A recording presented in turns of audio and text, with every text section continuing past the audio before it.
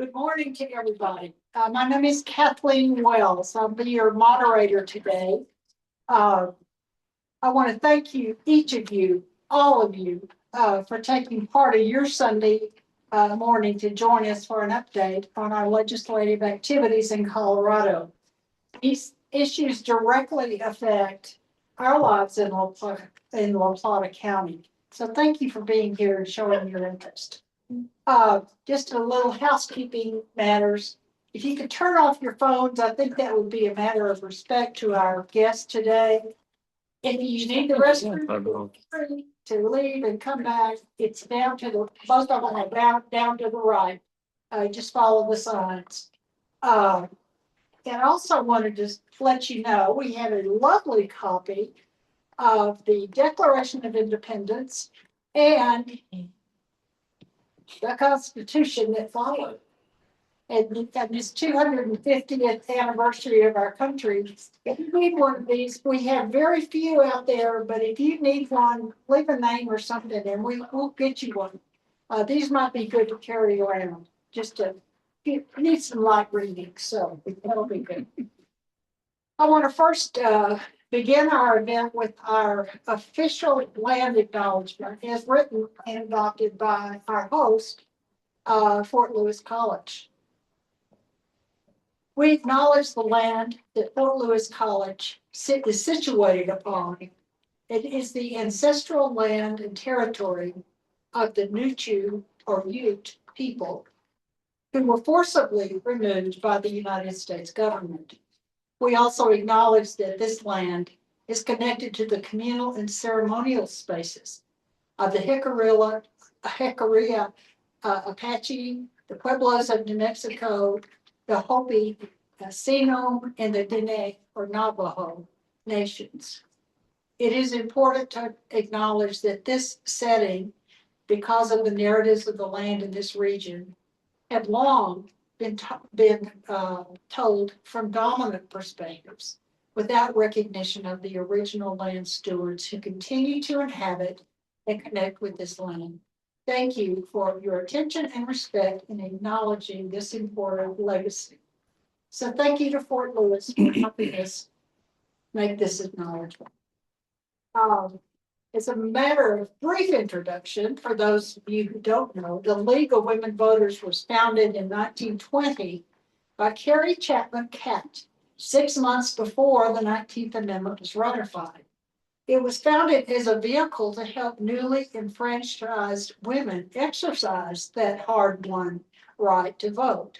Its mission has been singular ever since: protect democracy, expand ballot access, and empower every citizen to participate in self-governance. That mission has not changed. In honor of that mission, and in celebration of this being the 250th birthday of our nation, here are the words of the preamble to our Constitution. We, the people of the United States, in order to form a more perfect union, establish justice, ensure domestic tranquility, provide for the common defense, promote the general welfare, and secure the blessings of liberty to ourselves and our posterity, do ordain and establish this Constitution of the United States of America. Makes me feel good to say that. We are honored here today to have Senator Cleave Simpson and Representative Katie Stewart with us. They've both been working very hard to represent the needs of La Plata County, as well as other counties in the state.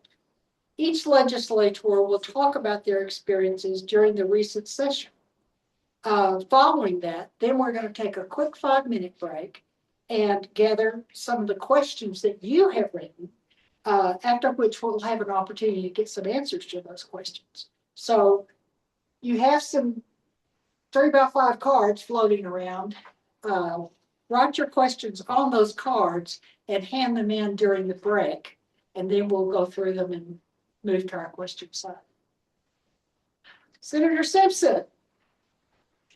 was born and raised in Alamosa, Colorado. He is a fourth-generation farmer and rancher in the San Luis Valley, where he and his wife, Kathy, enjoy spending time with their family. After graduating from the Colorado School of Mines with a bachelor's in science in mining and engineering, and in working in Texas and Australia, Senator Simpson returned home to become the general manager. Excuse me, Senator Simpson returned home to become the general manager of the Rio Grande Water Conservation District, working with all stakeholders addressing the water security area issues in our area. He is also the past chairman of the Adams State University Board of Trustees in Alamosa. He is the current minority whip in the Colorado Senate, as well as representing Senate District 6, which comprises 14 counties in southern and southwestern Colorado. So welcome. Thank you. Glad you're here. Glad to be You've here. traveled a long way to get here. Thanks to the senator and his wife for their long travels. Representative Katie Stewart is a fourth generation Durangoan who has spent her career serving Southwest Colorado as an EMT and as a school board member, your member, and now as your state representative. She stands as a tireless advocate for the betterment of rural Colorado and collaborates with community organizations, educators, the agricultural workforce, and more to build an affordable future for those in House District 59.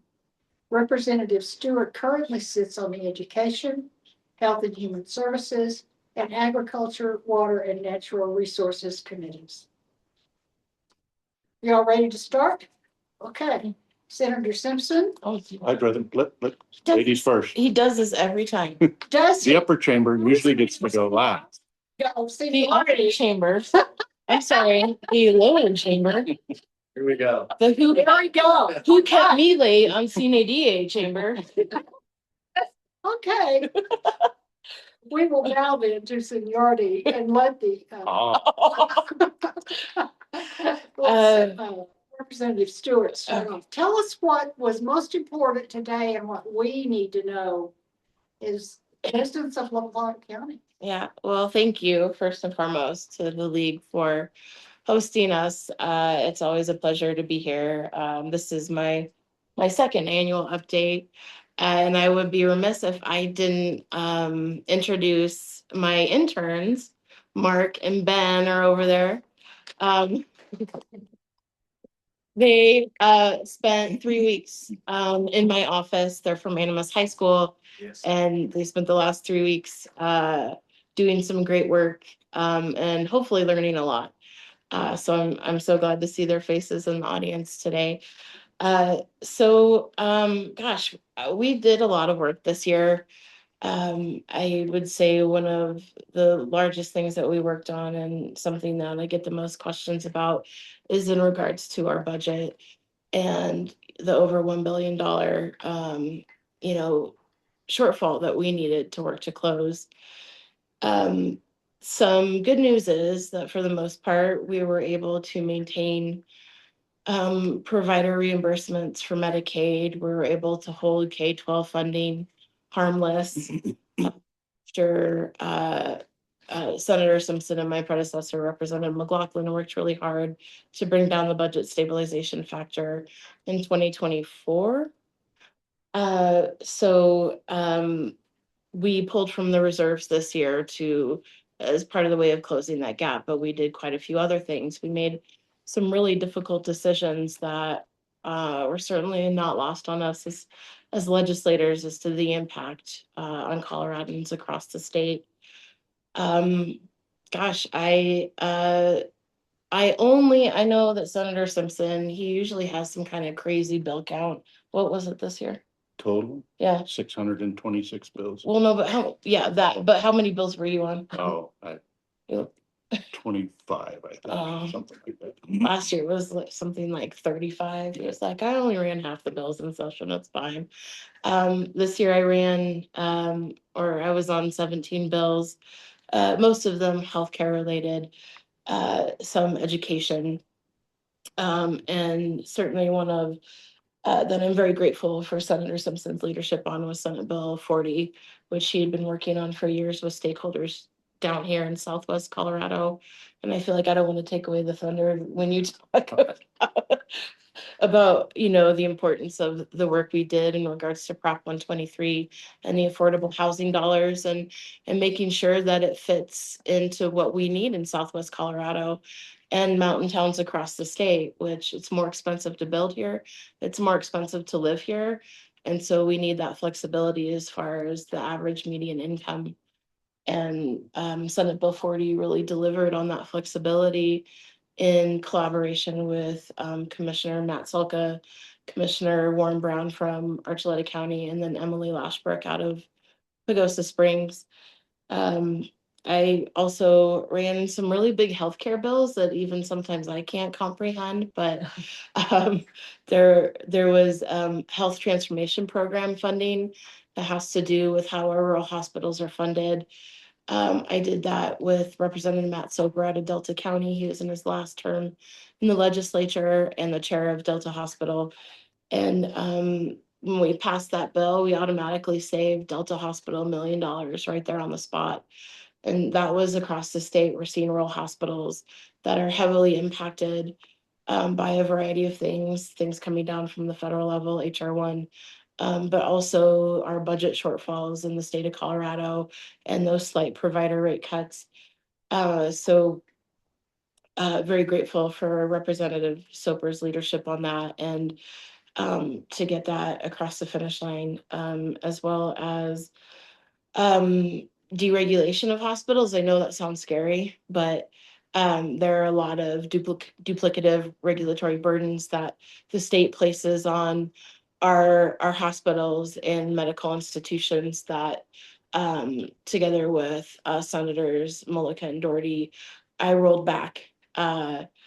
So that we're licensing hospitals every other year as opposed to every year, which reduces administrative burden, and some continuing education requirements that are already required at the federal level.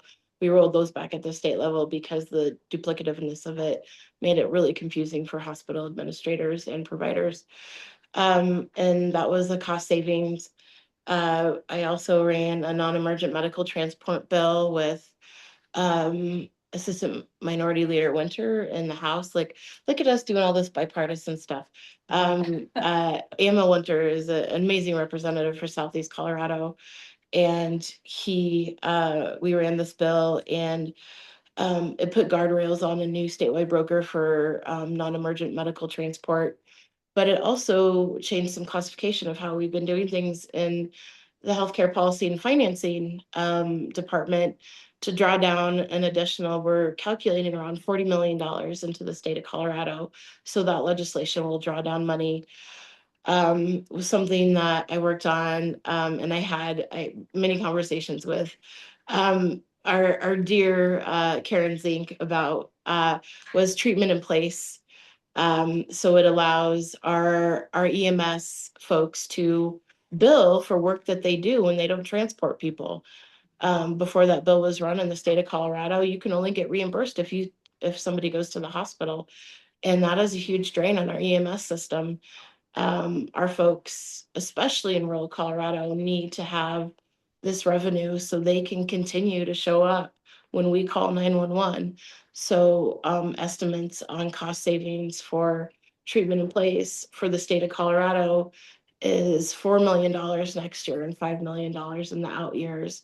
So not only I working with colleagues to save the state money, but draw down dollars through reclassification.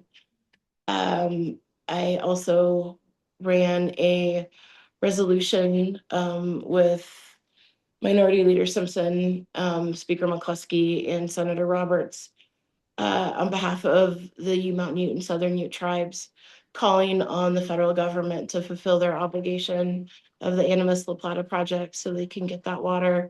Granted, it's more of just a dear colleague letter, but since we don't have $500 million as the state of Colorado to provide that infrastructure, calling on the federal government to help the tribes to follow through on that promise. The people that have been here since time immemorial that deserve access to that water. So that was it was a labor of love, and certainly anytime you talk about water, you're probably going to regret it. or just know that people have the most opinions when it comes to water, which is entirely fair, because I think we're facing some times that as we all know, we didn't get a lot of snow this year, and we're still in the midst of negotiations of, the Colorado River Compact. So, but I really appreciate the collaboration with Minority Leader Simpson on that work, and his knowledge and in water, especially in Colorado. I could probably talk forever about what I did. I guess maybe I'll say one more thing. I did work very hard. One of the bills I spent a great deal of time on, along with treatment in place, was access to compounded medications. There was a push from some pharmaceutical companies that their legislation would have made compounding in Colorado basically illegal. Like, it would have closed compounding pharmacies across the state. Not only would that have impacted Rivergate Pharmacy right here in Durango, it would have impacted 503B pharmacies across the state, including Stack Pharmaceuticals located in Denver. They are the only 503B pharmacy that manufactures concentrated albuterol in the United States. And that concentrated albuterol shipped to 78 children's hospitals across the country.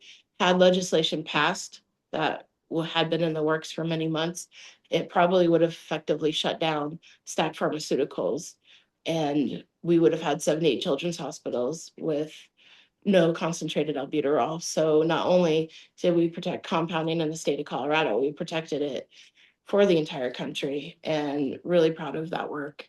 So now I'll hand it off to Senator Simpson.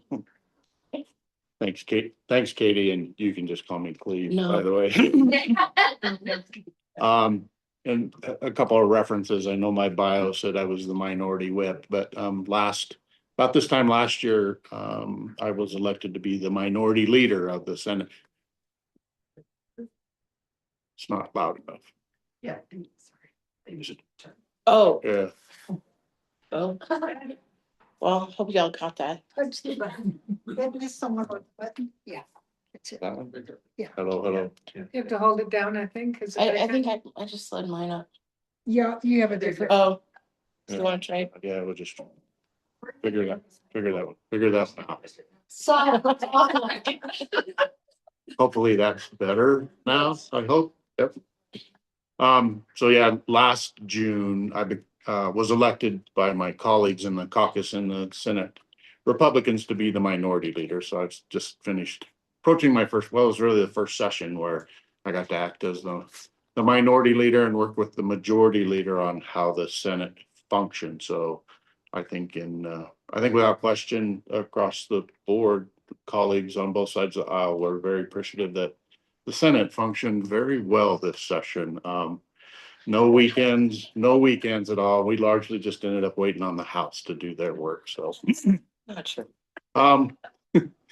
the trying to think about the session and retrospective review, and as Katie touched on, the budget is what we'll probably need to spend a lot of time talking about. But rather than dig in deep into the budget and philosophical differences and the challenges there, I got to talk a little bit about some of the biggest bills that I sponsored and ran this session. And Katie touched on one that was really important to this community. Worked with Commissioner Salka and Commissioner Brown from Archuleta County on a project, a policy conversation that really, it's like maybe the poster child for how policy should work in this state. This originated with a discussion from one individual, a developer in Pagosa Springs 2 years ago. So we've been talking about this for 2 years, about access to Prop 123 funding for affordable housing and really workforce housing, and a barrier, like unintended consequence when the program was set up. There was this magical or this barrier presented to a developer in Pagosa Springs. She gets funding. She builds 10 single-family units ready for occupancy. And ideally, again, for teachers and first responders, workforce housing. And there was this criteria in the legislation that said you cannot exceed 120% of the average median income for the community.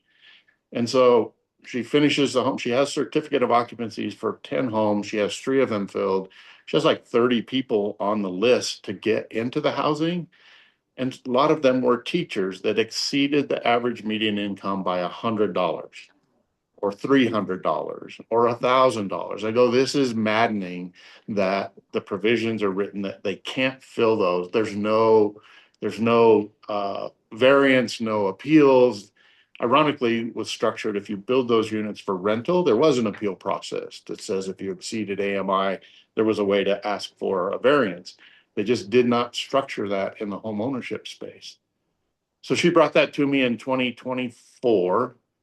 I presented it, and then we spent the summer talking about it, about how do we fix this. I spent all of 25 with the governor's office thinking there's an administrative fix to this. We can fix this through the Department of Housing.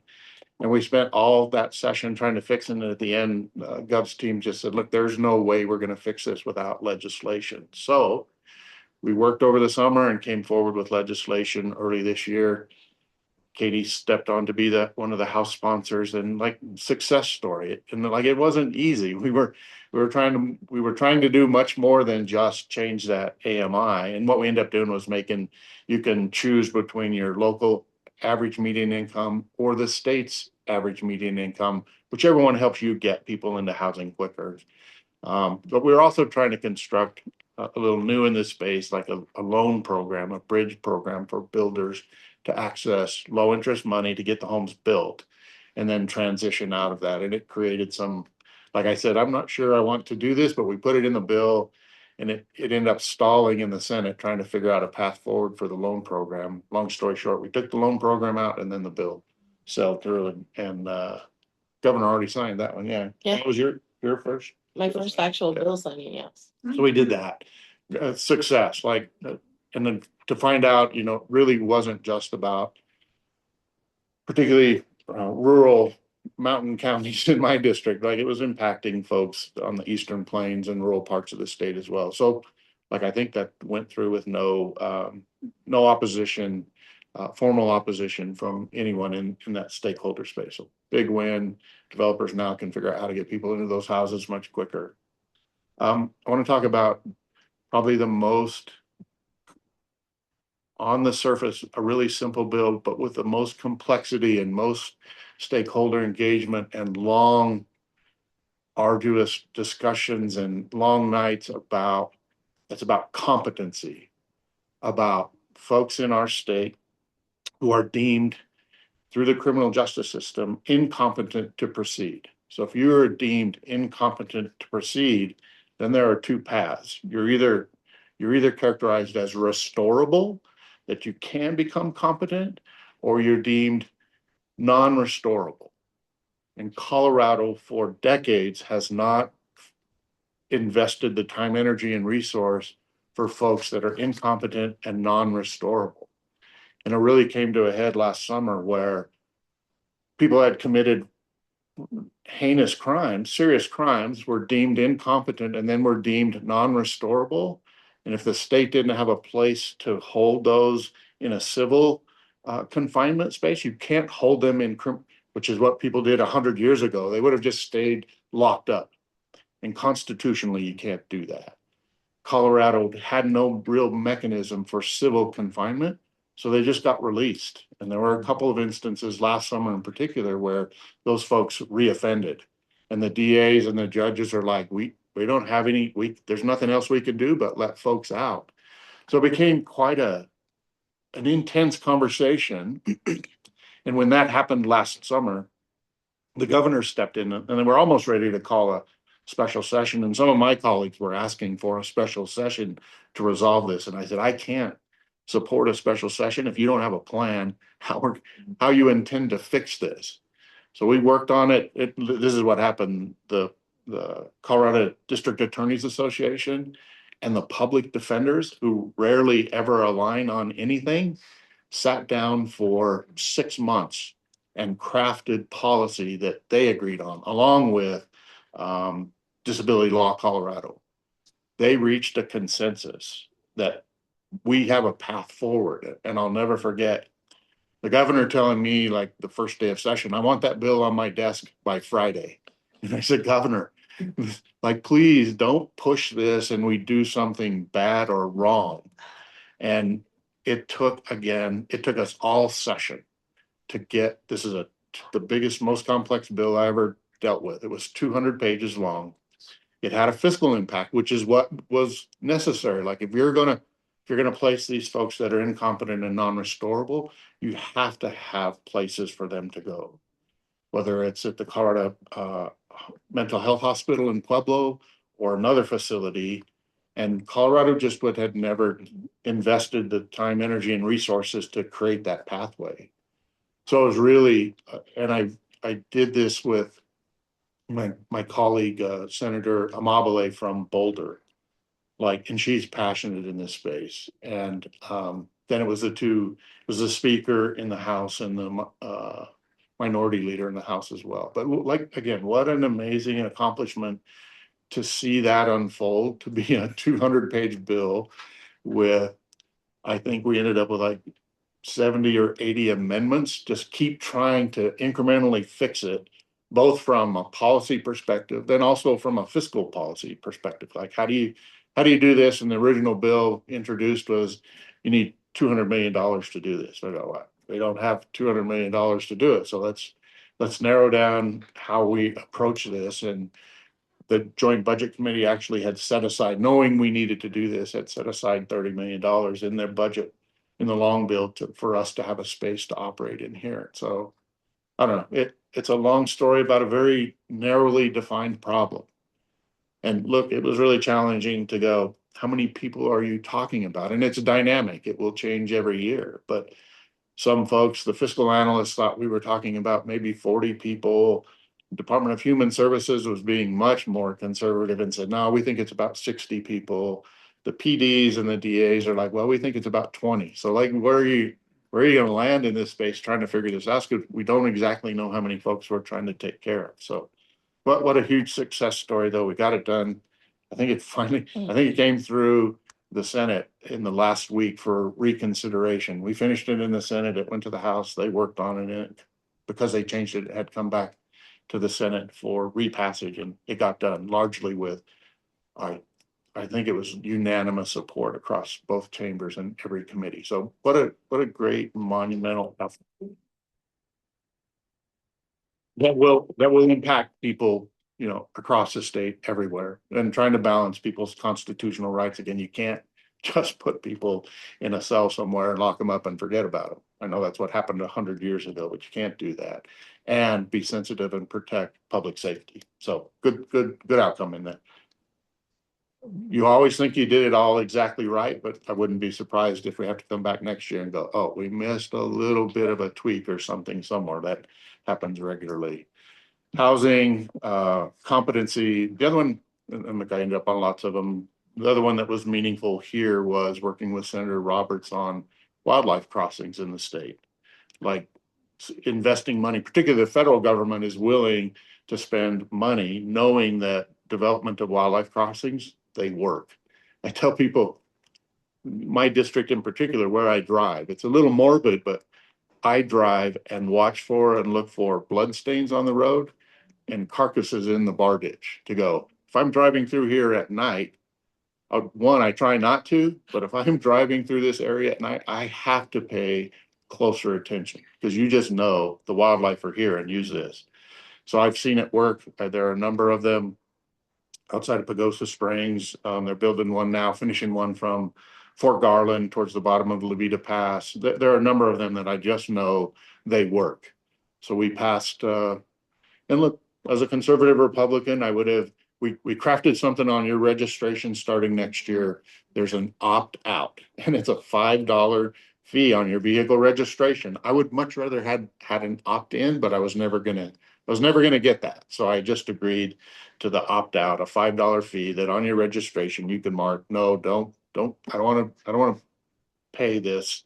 I remember telling the sponsors, the year before, they tried to run one to create an enterprise and a fee on everybody's insurance. And I said, I can't support that, but like, I know they work. Figure out a way, I'll put in $100 a year, given where I drive, if I know it's going towards these wildlife fences and crossings, there's true value in it. So Senator Roberts and I spent some time last summer and kind of came to this position and we ran that bill. So again, I know that'll be impactful.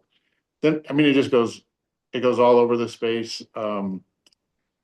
Sponsored a bill about conservation easements and making them more accessible to try to keep folks, particularly younger beginning farmers, on the land and protected at a more reasonable purchase price. And then the last one I'll talk about is trying to help small communities like Rico and their microgrid. They got a grant for batteries in a microgrid in Rico. For whatever reason, supply chain issues, they couldn't get the batteries here, and the program was going to expire in September of this year, and they were going to have to give back their grant money if we didn't extend the grant program. Really simple, extend the grant program, allow them to wait and finish out so they can create their little microgrid in Rico. So there was a whole plethora of other conversations. Those are the ones I think of. And again, the budget is what we probably could spend a bunch of time talking about if we want to do it or wait for questions. Let's just do that. So we're gonna take, first of all, thank you both. Didn't we learn a lot? And doesn't it feel good to see some bipartisan work? Yes. I mean, maybe Colorado ought to run the rest of the country. But this is a lovely thing to see. So thank you both for your input there. We're going to take a brief break. You can turn in your cards to anybody that's got a League of Women Voters shirt on. So these are going to be questions for our legislators. They left something out, or they came up with something that you don't like. Well, I don't know about that. Ask that question. Let's get an answer to it. Get it resolved before we leave here today. So thanks. 5 minutes. Thanks.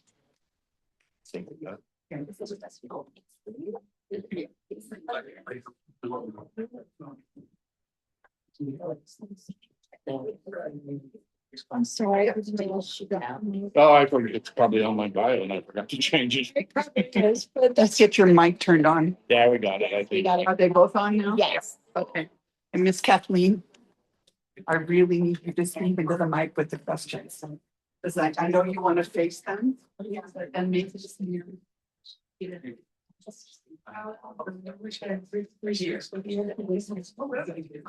then you can fix them. Okay. Does that make sense?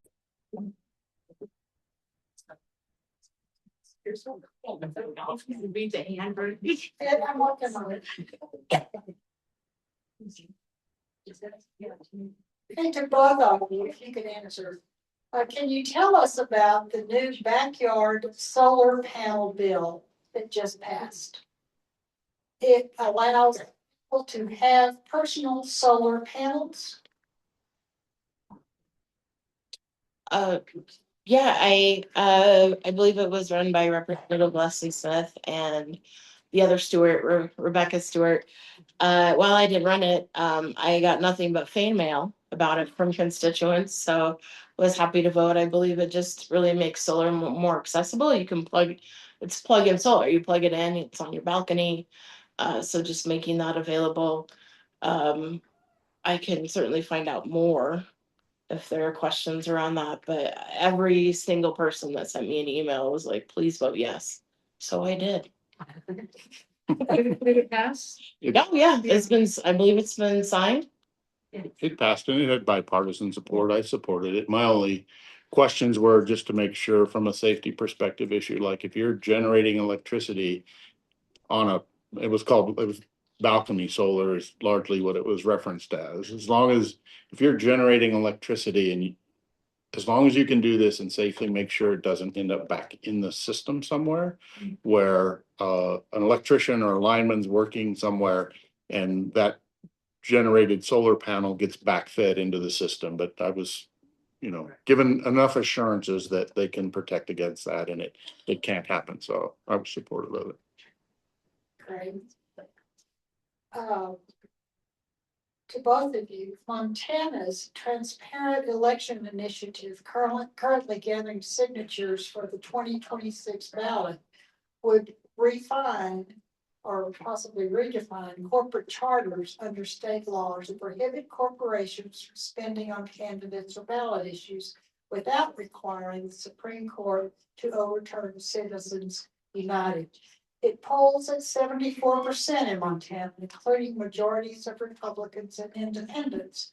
Would you support bringing a similar initiative to Colorado voters? And if not, what is your preferred alternative for reducing the influence of corporate dark money in our state and local elections? Well, you want me to take this one? So go for it. I don't think we have enough time to get, I mean this sincerely. For me to answer that question adequately, I could talk about this for quite a while. I think there's a lack of understanding of how campaigns work in general if you're not doing it day in and day out. And I would also say Colorado has some of the strictest donation limits across the country. Cleave and I can only accept $450 through any cycle that's primary and general combined. So, and this is a conversation that I kind of had on social media, and it needs to happen in person. Is dark money, there is a conversation to be had around that. But how are we classifying dark money? How are we classifying corporations or organizations? Because technically, we can also classify Planned Parenthood just as much as you can classify Tesla or something else like that as corporate donor money. So what's good for the goose is good for the gander. And that you need to be mindful of that as you talk about these ballot initiatives. But not only that, thinking about the strict limits within Colorado, representation matters in our legislature. And when you have strict donor limits, which I'm not saying I disagree with, raising the type of money to compete in state races, you spend a lot of time on the phone getting those donations and talking to people, but there's a whole lot of money spent outside of the money that you're raising as a candidate. So if you box those out, then you're going to be looking at candidates that are only self-funded. And are those people representing you the way you'd like to be represented? Do they understand what it's like to be a lower middle income person? I do. And I can promise you, I don't have $500,000 to bankroll my campaign. So these are, I think, things that we need to have these conversations, but it's not as black and white as Montana or Hawaii. It is far different in Colorado for a variety of reasons, but also these things that I've spoken about. And I think this is very much a worthwhile conversation of the corporate influence in our elections. But I also, there's so much gray area that needs to be said out loud. It is not that easy. And I really am happy to have these conversations. I have a decently long history of working in politics, both on the hard side and the soft side. And so ask the questions, but let's not assume that it would only apply to the people that you don't like spending in politics, because that's not what it would do at all. Yeah, the particular question about what I haven't even read what they're proposing or are working on, so it's a little difficult to speak intelligently about it. Funding, political campaigning and funding is always a topic of conversation. And I mean, in general, very general for me, I continue to support an abundance of transparency to a fault. But you balance that other conversation with freedom of speech, and this is what happens at a national level. There are contributions by entities. Is that a form of freedom of speech? And if you step in that space, how willing are you to have that battle or that conversation? And to Katie's point, it just doesn't reside in one side of the political landscape. It's both sides. But I'm open to the conversation, and for me, it's again about any opportunity to increase and make transparency more abundant. I would be supportive of that effort, but I won't. I don't want. I'll just leave it at that right now. You guys did great with a difficult question. Thank you very much. Next one. I have read that Colorado is experiencing a net exodus of businesses. Can you address how our budget and taxes affecting this exodus? And I guess first, is there an exodus in your view? I'll take the first stab at it. I mean, I think incrementally, it's yes. I don't know if I would characterize it as an exodus, but the measure of the business friendliness, the climate of Colorado has been on decline for a decade. And without a doubt, some businesses are leaving, and without a doubt, some businesses, when they come here, and these are through conversations like with the Colorado Chamber of Commerce, when businesses are considering relocation and they come visit different states about where do we fit the best. Colorado continues to rank low in that scale.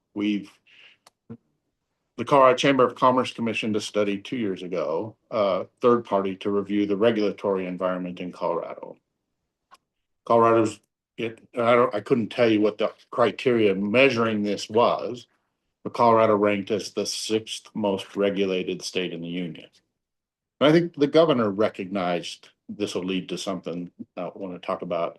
The governor recognized that the climate is becoming a little more challenging for businesses. And look, I'll say almost across the board, industry has approached me and said, please we can't keep up with the rules and regs and regulatory pace that's unfolded over the last 8 years in particular. Just take a pause, whether it was small businesses, whether it was hospitals, whether it was insurance, whether it was farmers, everybody's like, please just take a pause and let us get caught up to where we're at today. I said that at a Metro Chamber of Commerce breakfast at the very beginning of the session, said if I was king for, and I said it a little flippantly, like if I was king for the day, I'd go a 2-year moratorium on rules and regs and go, and I'm sure there are some that are needed, but please just stop for 2 years. And the room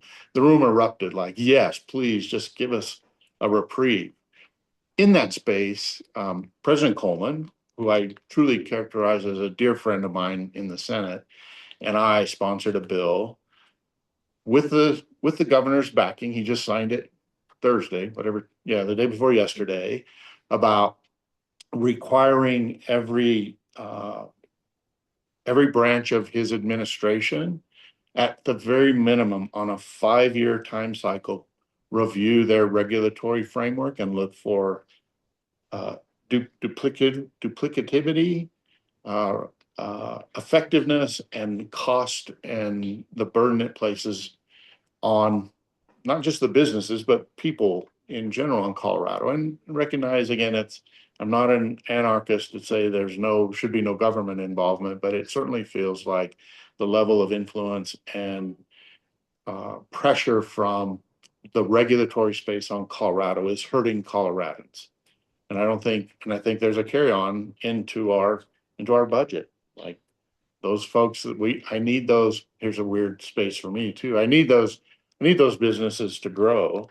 I'd like to grow them in rural Colorado, so we're not drying up farms to ship water to Front Range to support the growth, the economic growth of just happening, on the Front Range corridor. But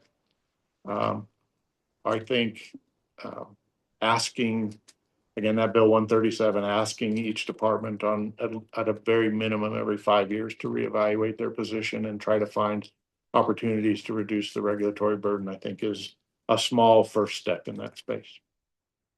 I say Cleave is right. I think it is, again, a very delicate balance. Things are not always black and white. And I have heard that statistic that Colorado is like number 6 on the unfriendly business list. Um, so taking a step back and examining that is, I think, very prudent.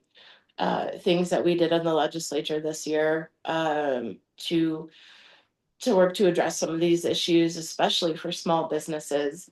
And I don't know if you were on 134, the swipe fee bill, but it essentially makes, this bill will make it so credit card companies can't collect their fees on state and local sales taxes. So we're hoping to save the business community over $207 million annually just through taking up these swipe fees for sales taxes.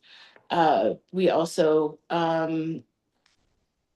I had some bills come through Health and Human Services, which sounds a little odd, but they were going to establish multiple enterprises through taxing um, brewers or wineries or cideries. And there are so many of these businesses in Southwest Colorado that there was this flood of outreach from SCA, from Esoterra, from Four Leaves Winery, and the Honeybit. And they're like, please, we cannot shoulder this. It would be too much. And even though it was very much these causes are worthy that these taxes and fees would be going to, it would be at the expense of what keeps our economy going in Southwest Colorado. So I voted no on those bills. And that was a hard thing to do as a Democrat, because these were things going towards mental health, substance abuse disorder, but at the expense of our neighbors here in Southwest Colorado. I just couldn't do it. Another bill that I would like to highlight that was not an easy vote, but very much impacts businesses across the state in our ag industry is ag overtime. I was one of 11 Democrats that voted for that, and I would do it every day because that is what this district needed. That is what rural Colorado needed. And I would like people to know that Colorado is one of 5 states that has any type of ag worker protection in our state statute. It's multiple protections. We're talking about rest breaks. Where's the shade? Where's the water? What's the temperature? Also, our ag workers do not get paid federal minimum wage. They get paid state minimum wage. That does not happen in other states. But what we were hearing from our small ag producers, and I'm sure Cleve can speak better to this, 80% of our farms and ranches in Colorado are small businesses. They're relying on profits of less than $50,000 a year. So when we close that gap on overtime, which this happened through research and studies. This was not us throwing a dart at a number. This was backed by studies. And I will say that the ag overtime bill, what you weren't seeing ag workers that were getting overtime. You were seeing these small farms and ranches stopping the work at 40 hours. And then these folks would go to another farm or ranch to get additional income. And so it was a safety issue as well. So we found that sweet spot of 56 hours.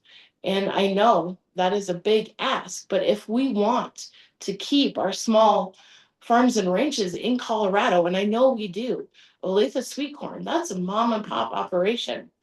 Palisade peaches, the honey we have here down in Southwest Colorado, Rocky Ford, cantaloupe. I mean, potatoes, I can't forget the potatoes. If we want to make sure that our farmers and ranchers are supported and they stay in business and I know these, I mean, Cleave is one of them. Like, the people that I imagine he employs, they are his family. And it's the same with the Palisade peaches and the Olathe sweet corn. So bringing that forward um and making sure, like, moving Colorado towards a place where we can get these small businesses back and thriving and being attentive to that. And these are hard votes to take, and they're not popular votes to take, but it's what's needed for rural Colorado. And so that wasn't exactly the question that you asked, but that's what I answered. Go ahead. Yeah, there was a lot to unpack there. I'll touch briefly on the swipe fee. I voted against the swipe fee. For lots of conversations, like I kind of centered it on retailers and restaurants now have the ability to tell me if I'm gonna use my credit card, it's gonna cost you 3% more to cover those fees. And so for me, that was more palatable than it got really confusing. So now those retailers won't pay a swipe fee on any card that's from a bank that has less than $60 billion in assets. So who gets to decide which card you're gonna take? And then I understood the swipe fee, the elimination of the swipe fee was not on local taxes, just on state taxes. So you get your bill for the food, the tip, local taxes and state taxes. And the state taxes now they can't assess a swipe. Plus, they also delayed it for 2 years because Illinois tried to do this and has been challenged in court. They got one favorable ruling, but appeal is in place for that. I've read opinions from attorney generals across in Democratic controlled states that said this is unconstitutional. It has to do with national monetary policy. Like this seems like a wonderful opportunity for local businesses, but I think it's a hornet's nest and I think it's going to be a giant mess. There was also a provision added at the last minute, I think, and this is the reality of policy work at the Capitol. An amendment was added because the bill was not going to get out of the Senate. It started in the Senate and it sat in the Senate till about 2 weeks ago because there weren't going to be enough votes to get it out of the Senate. An amendment goes on that says, all right, if you're an employer with more than 500 employees, the savings that you get from not paying the swipe fee have to go towards employee salary and benefits.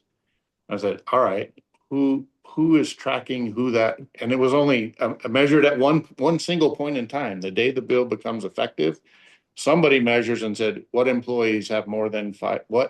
businesses have more than 500 employees? That becomes etched in stone and says, if you're over 500, the savings you get have to go to how are you ever going to verify that the savings you calculated are going to employee wages and so it just seemed like a hot mess to me, which is why I ended up voting no on the swipe fee bill. It did barely come out of the Senate, thinking it was going to sit over in the House and be debated, but it moved pretty fast in the House. And so that was mine behind that. And the ag overtime bill, I was a prime sponsor in the Senate for ag overtime. Lengthy discussion, but it really boiled down to, and I said this very publicly, I would not run a bill that I thought was harmful to the ag worker community. It's not this binary position that you're either in support of farmers and ag or you're in support of the ag workers. We need each other. We need both of them. And there were just too many instances, given that I know producers that stopped growing labor intensive crops because they couldn't afford to pay the overtime. They just said, I can't do this anymore. I used to employ 90 people through the course of the summer raising vegetables. I can't do it anymore. The margins are too tight. I'm just going to cut down to 4 people and we'll raise corn and cut it for silage and call it good. And or mechanization, it will push paying overtime at, at one level or another was going to force producers to think about, all right, automation and mechanization now will become more economical and you'll drive the workforce. I just felt like we were going to really on balance hurt both the workforce and the in particular, small farm operations in the state of Colorado. If we didn't take a stand and go, we're going to set overtime at 56 hours and farmers have to pay above that. And it's an interesting 4 or 5 year conversation, and it passed the House, I think, by one vote. That doesn't happen very often in the House, a couple times this session. So anyway, it was passion. It was interesting to be involved in that, being one of the few people in the Senate that actually, work the land. And I don't pay my workers anything because they're all my family. My wife's sitting in the back. It's yearly, it's in my dad and my nephew, my brother and me and my wife that run our operation. So that was a lengthy answer to it. That was a good answer, wasn't it? A good answer to it, complex question. Okay, we're gonna jump in the lake here. In our discussion today about competency, and thank you for that excellent description of that legislation. You mentioned that part of the issue in drafting the bill was ensuring constitutional rights, protecting against unlawful detention. So let's talk about unlawful detention. What, if anything, has the state legislature done to address the detention of people in Colorado, across Colorado, including here in Durango?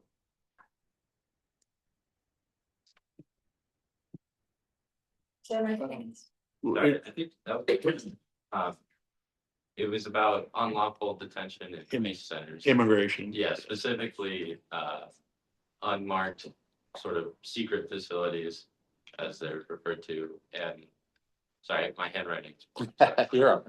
But, including here in Durango, that's the question. You want to take the first step? I'm trying to think of what the state role in this is. Yeah, so I do appreciate the question, and I immigration is very much a federal I mean, it certainly impacts communities across the country, but it's enforced federally. And so what the state can do varies widely, and we're very much in uncharted waters as far as that's concerned. A lot of this is being litigated in court through the Attorney General's office or multiple attorneys general offices. I don't know, did I get attorneys general offices? Is that okay? Across the country. So a few things that we did do in the Democratic caucus is House Bill 1276, which increases CDPHE, so that's the Colorado Department of Public Health and Environment. It increases their oversight over detention centers, strengthens prohibitions against data sharing with immigrations and custom enforcement, and requires the post board, which I can't remember what post stands for, but it has to do with law enforcement certification and their ability to work in corrections. So it requires the post board to establish training standards for law enforcement in regards to Colorado immigration law. And we also passed Senate Bill 5, which was civil cause of action against immigration officers for violations of people's constitutional rights. And this is where, perhaps Cleave and I differ. I don't know. I don't follow your voting record, Cleave. But I did vote for 05. So. okay. But 1276, I co-sponsored that before introduction because for a variety of reasons, but making sure that these facilities are overseen by a department that they're sanitary, that they have the appropriate XYZ, making sure there's access to clean water, nutritious food, that kind of thing. Whether that will actually happen with CDPHE, it's to be seen because again, we are in uncharted territory. The best thing I can relate it to is Brown versus the Board of Education, where the federal government came in to enforce desegregation of schools, but now you have it flip-flopped, where the states are saying, whoa, we really want to be able to have a say over what's happening in our state. And we want the federal officials to not be here. So this is an extremely contentious topic, not that it's not worth a conversation, but as a state legislature, there's only so much that we can do, in general, but we'll keep working to protect folks in Colorado to the best of our ability. Immigration, such a nightmare, and really decades of poor direction at a federal level. Like we've created just a quagmire for immigration policy in Colorado. And then to watch things unfold, particularly last fall here in Durango and in Alamosa as well, where ICE officials took actions that, were contrary to my belief system, at least what I could see. And like, that's part of the challenge and the problem is you get, as a legislator or the public, you get a small snapshot of something that happened and go, this isn't right, but I don't know all the circumstances either. And then to try to be engaged as a legislator to the extent I can, the Durango incident in particular, like calling Congressman Hurd's office and go, what are you doing or where, and asking for an inquiry and trying to understand what's happening, reaching out to the Immigration Resource Council here and go, help me know what the circumstances are, finding out about deportation to Texas, reaching out to a Texas state legislator who's happens to be an immigration attorney, all in this effort to just try to find some decency and humanity in this conversation is sometimes problematic to go. For some reason, we just end up in this very divisive space that immigrants are treated as, all felons and murderers and then some on the other end of the spectrum where we welcome everybody all the time. And somewhere in the middle is the real calculation. I'm all about how do you treat people should be absolutely afforded to be treated with dignity and respect. And I think reading opinion that folks that are here without going through the due process still are covered by our Constitution. They don't have all the rights that are afforded to us, but they're still covered under the Constitution and should be treated with dignity and respect. And I can't help but like part of me thinks about and I supported the DREAM Act when I was on the Board of Trustees at Adams State about how do you deal with DACA kids, deferred action for childhood arrivals, maybe at a federal level. And I'll get chastised for this, but maybe there's a kind of a program for, deferred action for working families, people that are here that didn't use the right due process to get here, but are productive. I don't know if you could characterize them as citizens, but they're productive people in our community. And trying to figure out, given the broken immigration policies for decades, is there not a different path and a way to try to solve this problem? Again, with an abundance of humanity and humility and dignity and respect. Too often, like what happened in Minnesota, that can't happen. That can't happen again. It can't happen in Colorado. And look at what I remember having this conversation on the Senate floor and thinking about. I think part of the challenge was the direction the state took very affirmatively to say, absolutely, we're not cooperating with ICE. And I think that sets a bit of a dangerous precedent to go, if you really want to get criminal elements out of our community, if they're here, I think it should afford an opportunity to work collaboratively to do that. Under President Obama, the deportations were exponentially higher than they are under President Trump, but they were done with a lot less fanfare and just the inhumanity that was on display pretty regularly over the last year. And like, I think there's a much better path, and I would like to, again, this has to happen at a federal level.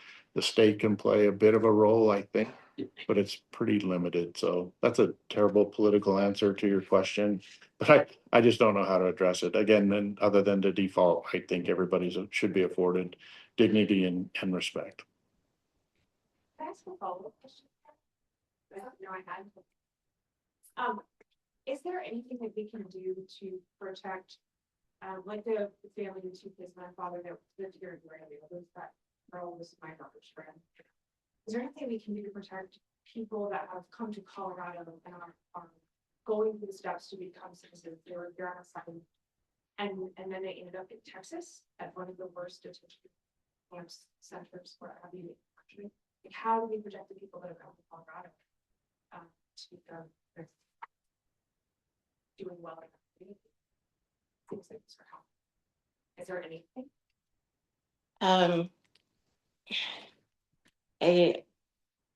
it is extremely complicated. I like Cleave, when that family was picked up, I believe it was either October 27th or 28th. And that night I went down to the facility, which I believe is not supposed to be a quote unquote detention facility. And I said, I'm Katie Stewart, I'm the state representative, and I'd like to understand what's happening here and ask those questions of those folks, but also with CERC, and had those same conversations like with the Colorado State Patrol, with the police department locally. And I think the most simple answer to your question is I truly do not know. As a state legislator, I did everything within my power to try to get answers and try to reunite that family, especially, I mean, children. Uh, and so I really, I don't know. It's extremely complex, as Cleve said, but threading that needle and making sure that we are treating people with the dignity and respect that they deserve, because they are people, they're humans. And regardless of how they got here, they deserve that humanity. So I don't think there is an answer to your question as state legislators, but showing up with our values, which it sounds like Cleve and I very much share, is what we can do. Thank you. I don't have a better answer either. The federal government has really got to figure out a thoughtful immigration policy.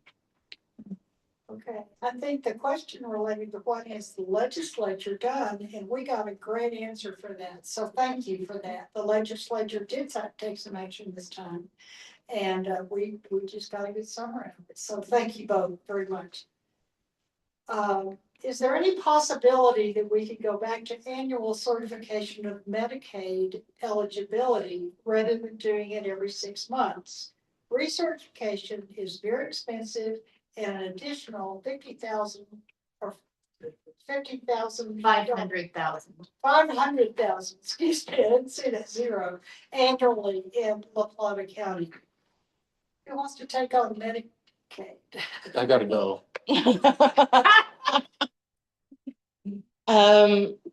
I don't believe so. I believe because the federal government, we get federal funding for Medicaid, and in order to get that federal funding, we need to follow the guidelines set out. I do understand that there have been many talks at the state level with healthcare policy and finance, the department that oversees Medicaid, how moving forward we're going to be able to address this new directive for recertification every 6 months, because it is an increased administrative burden on, currently our counties handle, Medicaid eligibility along with other things like TANF, SNAP. And I think there have been conversations of how do we consolidate this to get our error rate down for SNAP, which is not, error rates are not fraud. I want that to be very clear. Error rates are human mistakes, and it's crazy that we're human.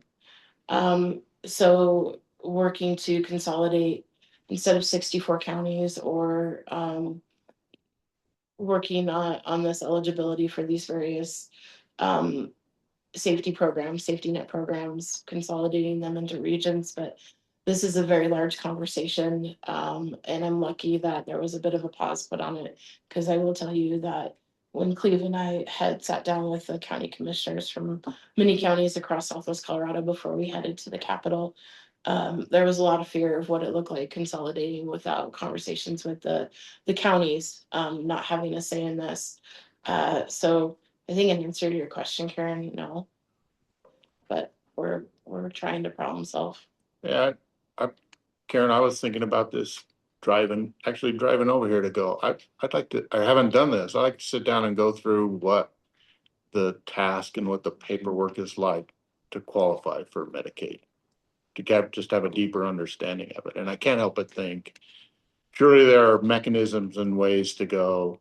There has to be I don't know what the percentage is. There are handfuls, there are percentages of folks that whether you do it once a year or twice a year or every 5 years, their eligibility is never going to change.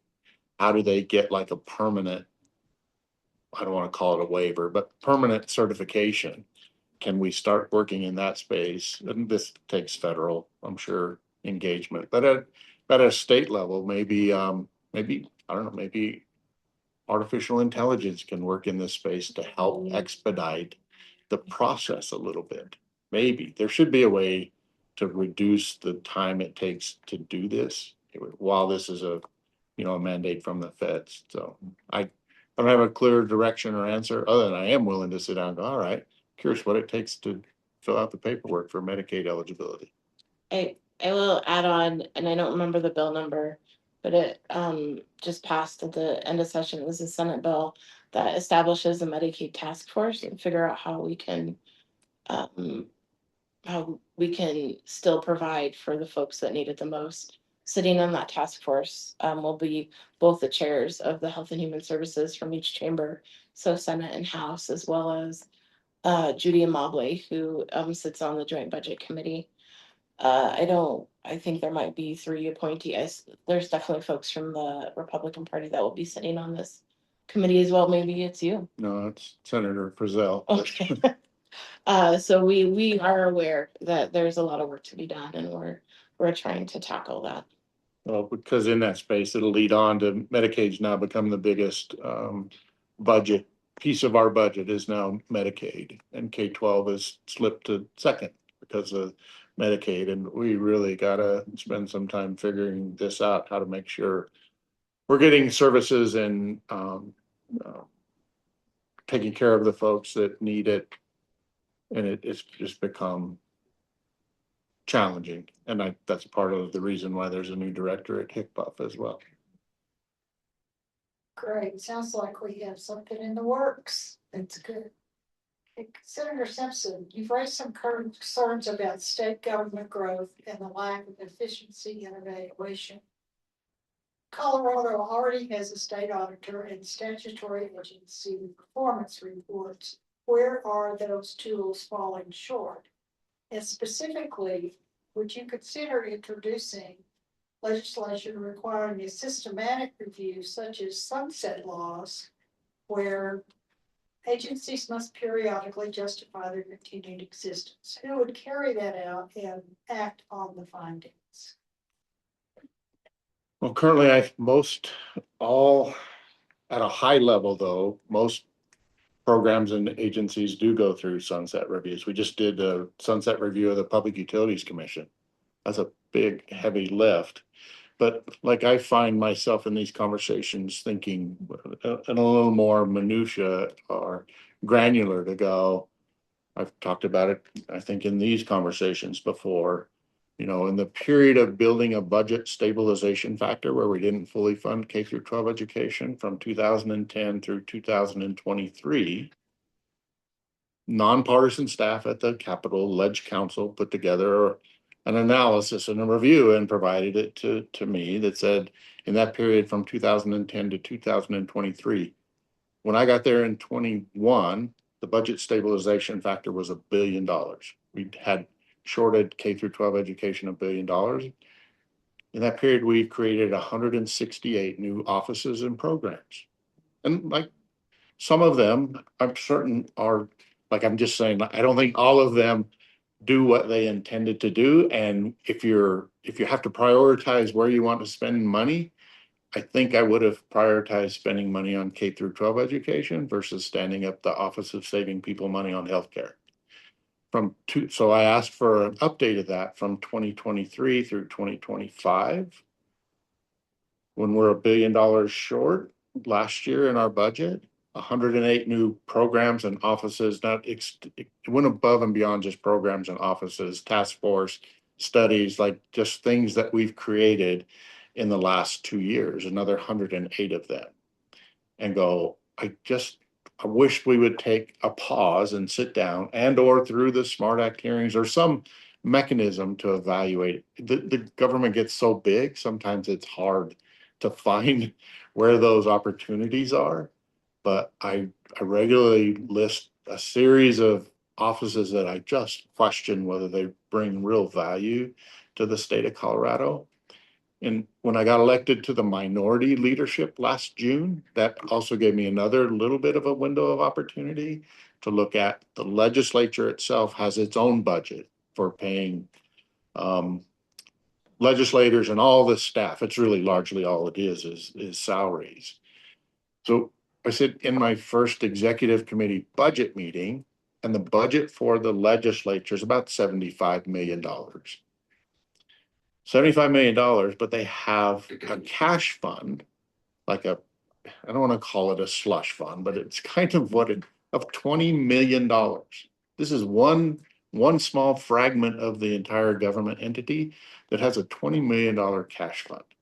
Now, if every office, if every department, if every agency is holding back 10%, 15%, 20%, it's driving us to make really bad decisions that in the JBC and then ultimately us, where we don't pay Medicaid providers the rates that they really should be paid. We're not paying for IDD services like we should be. So to kind of close that loop, working with the Speaker of the House, like we can't carry, I can't in good conscience watch us underfund Medicaid and provider rates and the legislature have $20 million set aside.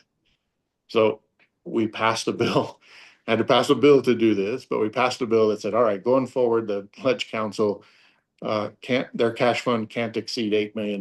I'm like, just make it 1 million. Why do we need $8 million set aside? And I just tell you that story because I think it's reflective and indicative of there are thousands of those cash funds embedded in government all across the state of Colorado. And like they're all trying to deliver, what they're trying to do a good job for the folks of Colorado. But I just challenge, we had better sit down and look, we funded the government next year. We balanced the budget. Last year was like finding $1 billion worth of these cash funds. We found more of them again this year. Again, the legislative branch is going to donate 12 million towards closing that gap. We reduced the statutory reserve. We also will be challenged in court because we said we overpaid, Tabor refunds 2 years ago were more than they should have been because of the result of HR1. And the state is going to claw those back over the next 2 years at $150 million a year each next year. Advice from nonpartisan staff said that's illegal. You can't do that. The governor's office and the administration think, no, it is. So we're going to be in this legal battle as soon as that bill is signed by the governor that says we're going to claw back 300 million, 150 million a year for 2 years of Tabor refunds that went out to folks 2 years ago. Again, what a mess and a challenge. And I'm just trying to again highlight from my perspective as a conservative Republican thinking, we have not sat down. We are going to be forced to next year. We have not sat down and truly prioritized where all that funding goes. And it's a bit of we don't do what's called zero-based budgeting. The department doesn't come in and go, here's our mission, here's how we're constructed, and this is what we need to fund to deliver the services that we're driven to either through statute or regulation or rule to provide. We do this but we take last year's budget, whatever it was, and each department comes in and says, I need another $10 million. Without a review of how we spent the other millions of dollars, we all just want, and I can't say this exclusive, almost every one of those departments, every year I've been there, come in and ask for more people and more money. Again, they're trying to do what they're tasked with doing, but I just think a pause is, we're going to have to do it next year. There ain't another $1 billion. I don't think there's another $1 billion sitting in cash funds around. We're going to have to do a deeper dive and analysis. And I don't even know how I got off on that track. Does the state auditor look at all of that stuff, aligned with this same question? But this, They fall short. the state auditor will look at performance, but there's nothing that has to happen out of a performance review and or a financial review. All they'll do is saying they're following statute. They don't look for inefficiencies. Well, I do want to say that we spend the first few weeks of session in Smart Act hearings. So depending on the committees you sit on, whether it's judiciary, agriculture, health and human services, education, the departments come and present to you about their budget and what they've done. And they give the highlights of goals they completed, where they've fallen short. And you do have that opportunity during Smart Act hearings to ask those questions of the department, like how are you spending this money? I would say much like when you all get frustrated with answers that we give you, it's probably very much the same when we ask these questions of the departments. You sometimes get a non-answer answer. But through Smart Act hearings and also supplemental budget review, when we come back at the beginning of session and departments say to us, we missed the mark. Actually, maybe we don't need this much money, so you can take some of that back, or we were wrong, we need a little bit more.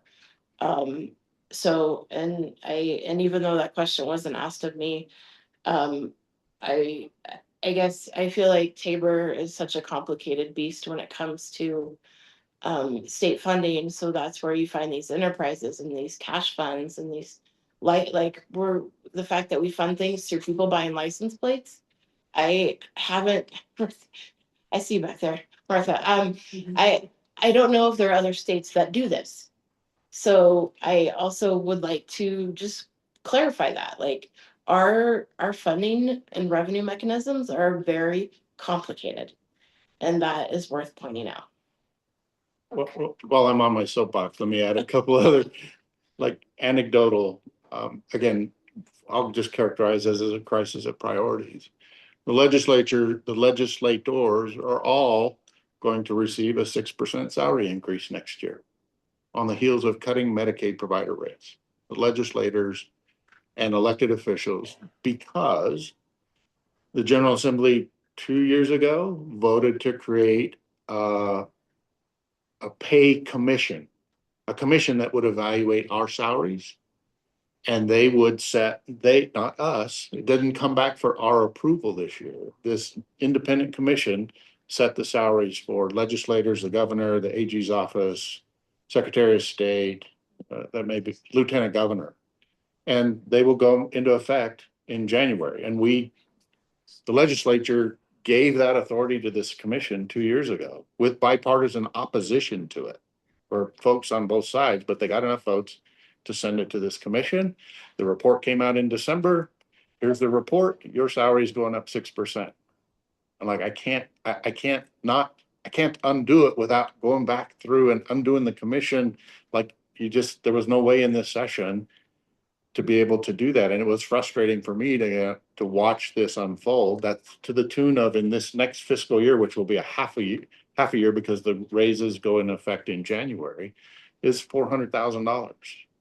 That, again, in good conscience, my head is spinning to go, I didn't have the chance to prioritize that. And or as part of the executive team, we want to participate in national legislative conferences. So we paid dues to the tune of another $400,000, which I objected to be part of NCSL and CSG. And I'm on the board at CSG. Like, again, when you're forced to make in these choices, which I don't think we do enough of, make true choices about where do you want to spend the resources of the state of Colorado. I just think we're missing, I just think we are going to be forced to do that next year, though. Sorry, we dove off into I was a little bit. do you, I feel like you're right. It is about priorities, very much so. And I agree, a 6% pay raise is poorly timed considering our budget situation, our continuous budget situation. But I would also like to say that for a variety of reasons, I'd like people to know that we work more than 4 months a year. People think that we only work when we're in session. I can promise you that's not true. This job is full-time. And not only that, if a citizen legislature is amazing, it empowers people from all walks of life to show up and represent their communities. But at the same time, if you pay so low that only people with deep pockets can be in office, then you no longer have a citizen legislature. I'm not saying that I am thrilled with a 6% pay raise because of the impacts that it has on my neighbors, because I know that it is really hard right now. But I certainly I dislike the sentiment that being a public servant means that you need to do it for free or at the sacrifice to your family, which my family, thank you to my husband and my children, have made a large sacrifice. But I obviously I have a little frustration here. I don't think it should mean that I shouldn't be able to tuck away money for my kids' college, that I shouldn't be able to um, buy my daughter a new mountain bike. Although, dear Lord, I she can just ride that same one until she's 6 feet tall. Um, so I think there are multiple ways to view this, and the pay is not what drove me to this job, but it certainly keeps people out of it. Thank you both. Thank you both. What are, for each of you, what are maybe 2 or 3 specific bills that you have run that affects your district constituents directly?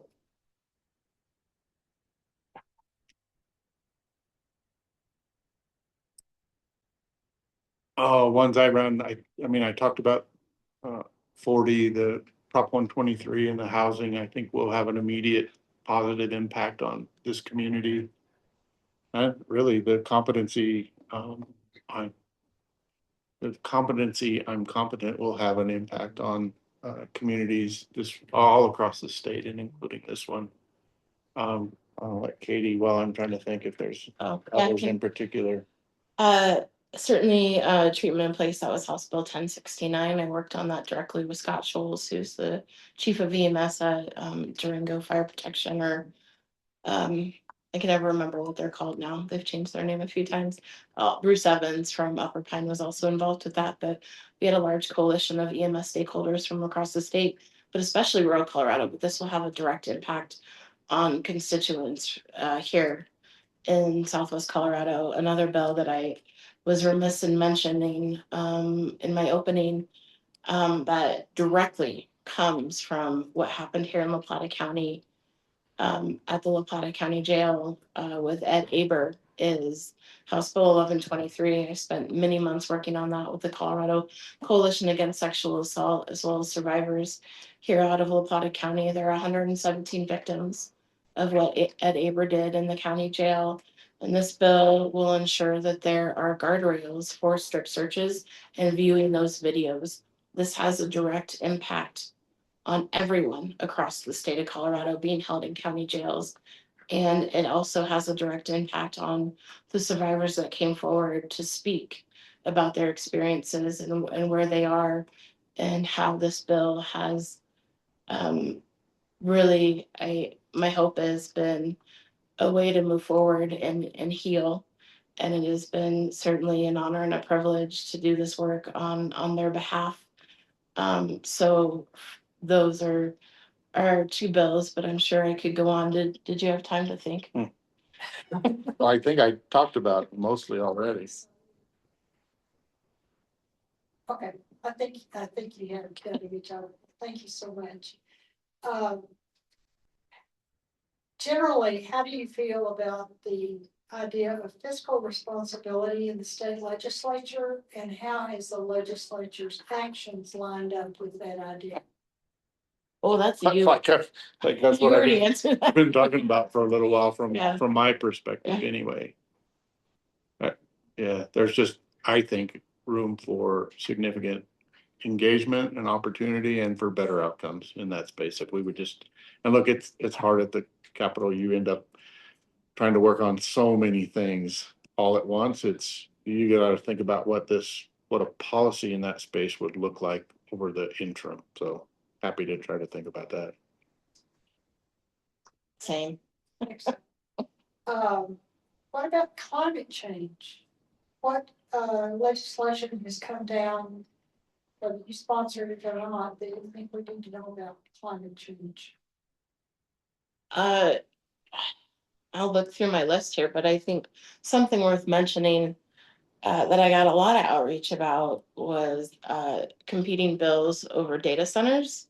So House Bill 1030 and Senate Bill 102, both of the bills died in committee, whether it was through the bill sponsor or a vote. But having a very thoughtful and robust conversation around these data centers, especially given how important water is in Colorado and across the West, and the impact that data centers have on utilities and water. Um, yes, happy to have those conversations. They were big bills that I would get so much outreach, and I'm like, I don't know, they've kind of stalled out, and until they reach your chamber, whether it be your committee or the floor, they usually change very much from the point of introduction. So obviously we have a lot of work to do because both of these competing bills died. So many conversations need to be had, and I will look through my climate list. All Cleave answers. Yeah, data centers were the immediate big conversation, and for me, it was difficult to think about. We were gonna consider offering incentives, tax incentives to companies to build data centers here, and like, didn't seem like the right, and when I think about tax incentives, I usually try to do the calculation, and some of it's just from life experience and gut instinct. In some places, I can justify a tax incentive because I think on net, it ends up generating more taxes over the long run. So supportive in many cases of uh, tax incentives. It was hard for me to think about data centers, the justification for state sales tax incentives in particular, and knowing how controversial these things are going to be. And from a water perspective, I was assured, and I've toured some facilities in this space that do have a very small footprint impact from water's perspective. So I know the technologies there, they can do this with really a minimal water impact. The other part of it is, what it means to what I think is a fragile transmission and generation system in Colorado. Adding kind of the loads some of those folks were talking about were going to be pretty challenging for our state, given, and then layer in the Colorado Energy Transmission Authority, which I supported years ago, did a study they released in December of 2024 that said Colorado, to meet its greenhouse gas reduction goals, needs about $4 billion investment in transmission systems in the state of Colorado. It just seems overwhelming. So data centers there wasn't a lot of climate bills this session. The other one, though, that in particular I sponsored was about Colorado Springs Utilities. So they have a coal-fired power plant called Ray Nixon Power Plant. It's south of town. That CSU, Colorado Springs Utilities, submitted a clean energy plan in 2022 that said the Ray Nixon Power Plant would be shut down and replaced by 2029. They went out for bids for replacement generation to supplant that 230 megawatt unit, I think. For a number of reasons, the bids came back last year as just there was no way they could shut that plant down and replace it with renewable energy at the scale that was proposed. It was going to drive rates up for their customers by, I don't know, 20 or 30%, and then realizing also they serve a number of military facilities, Fort Carson and Fort Peterson, or Peterson Air Force Base, a number of them, and go, we replacing this base load coal-fired power plant, Ray Nixon, with renewable energy is a laudable goal we should work towards, but it puts us at tremendous risk from affordability and reliability perspective. And we're working towards how do you create something else how do you create a different path for them that they can still achieve that goal of eliminating that power plant, but they needed a little more time. So they got 3 more years to replace that power plant. But something else happened in that time frame. They joined transportation or transmission authority, Southwest Power Pool, which when connectivity is built to put their system in connection with Southwest Power Pool, it provides there are a couple of things that have to happen for them to do that. They have to provide some generation into that system, the Southwest Power Pool as well. But it gives them access to power that's being generated in North Dakota and in Texas, and not always having to have that base load power in Colorado Springs. So like the cards are lining up to allow them to do that, but it just wasn't going to happen by 2029. So we ran a bill to give them a little bit more time, but with a definitive, there's no turning back. There's no alternative to shutting Ray Nixon power plant down by 2032. It has to shut down. And I think, did you have any other? I don't remember any other climate bills this. There's really not. There was a House Bill 1132. It promotes native plant use and balance with state objectives, around water and wildfire mitigation. And then another one, which is just kind of funny for, gosh, so many jokes in Ag and Natural Resources Committee. The beaver bill.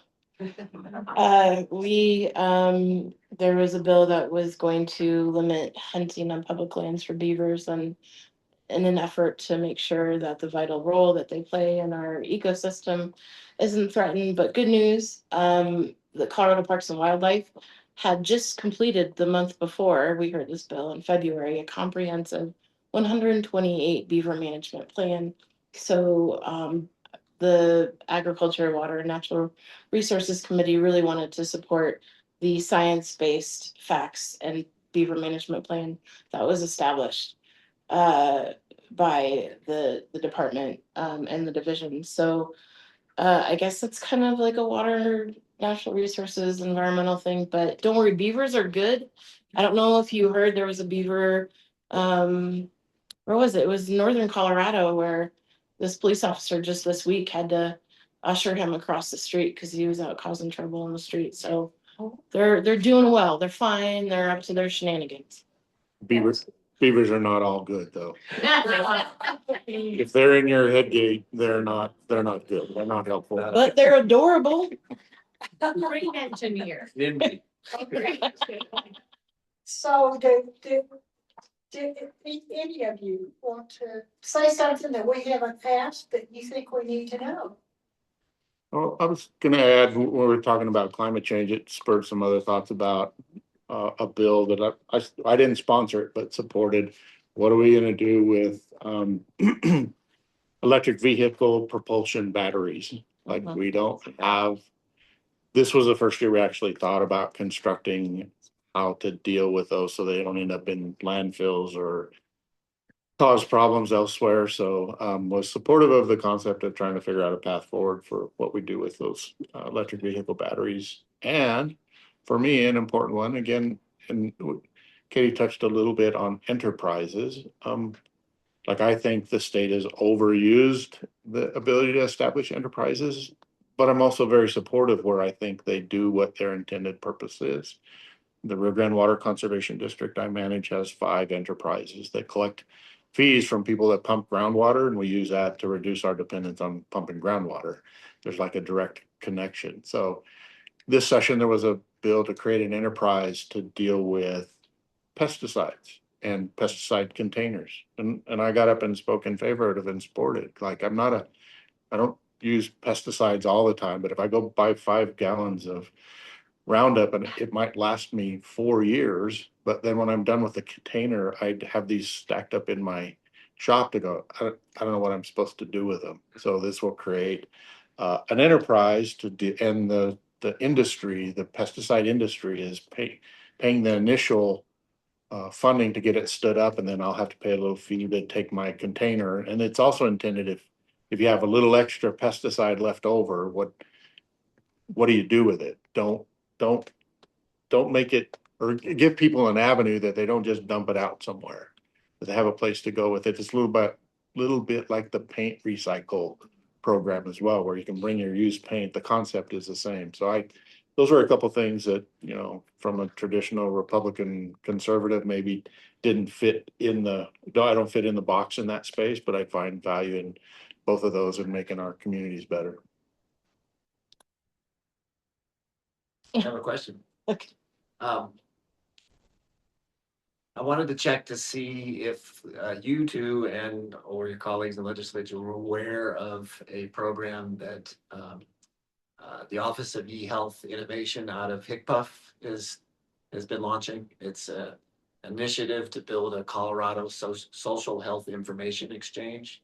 Has that been on your radar? No, So it's called COSHI, and what they're trying to do is to address the Medicaid population in the state through treatment or care coordination with social determinants of health, Mhm. which means folks that can't afford transportation, housing, food security, they end up not seeking medical care and end up in the hospital and spending a lot of money.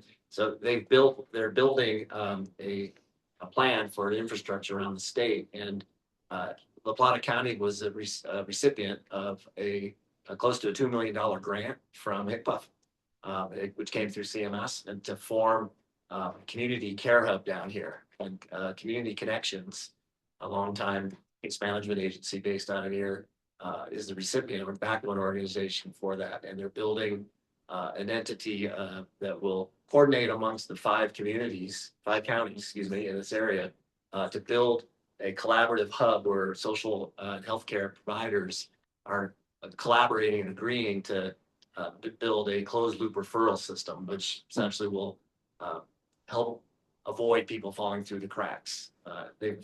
We've got funding from, I say we because I've helped with this process. We've got funding from Rocky Mountain Health Plans. They've funded 2 full-time care coordinators, and we've got funding from Mercy Hospital, and they have Common Spirit. They have hired, there's 11 employees now that are helping to stand up this organization. It's a big move, and it's something that they're hoping will become a model for something that can be done throughout the state.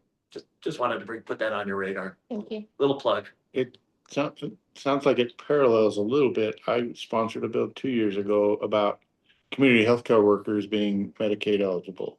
We're completely along the exact same lines.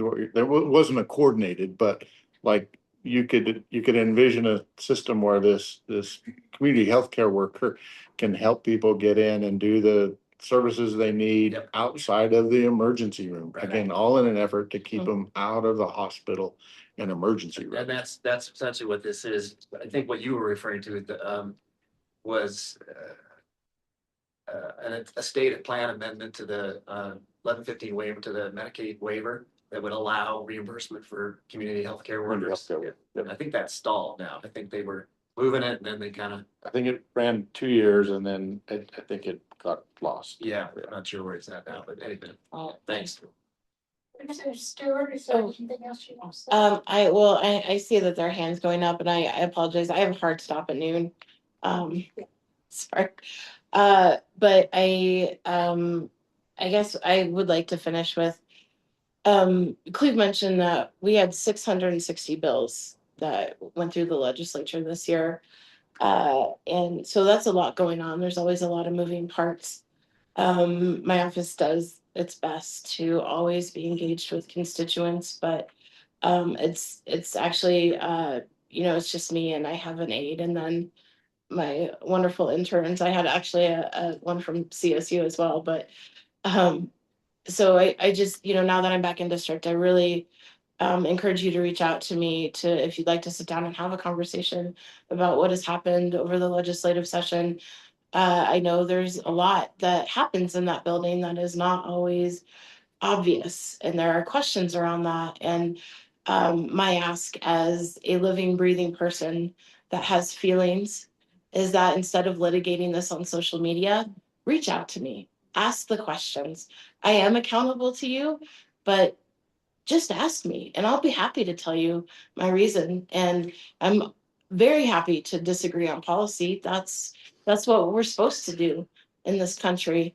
but I always encourage kindness in this atmosphere, because that's how we can have these conversations. So that's really what I close with, is kindness is way better, and just ask me the hard questions and I'll do my best to answer them. Email me, I'll respond. We can get coffee, we can do this. So I appreciate each and every one of you for spending your Saturday morning here, and your engagement, and the league for hosting us. Thank you very much. We're about to end of our time. I think we all can agree that we are all very well represented. Yes. We are very lucky. Thank you both for coming. Thank you. And if you have any questions for the league, or want to work with us, or whatever you want to do, let us know. You've got all these people here in these purple shirts. And but we'll be glad to put you on our email list and add you to our circle of communication as we move forward on this. Thank you all so very much. Thank you.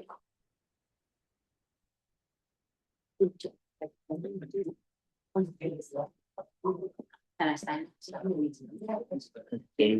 Thanks for making the drive. Guess I'll see you in June for.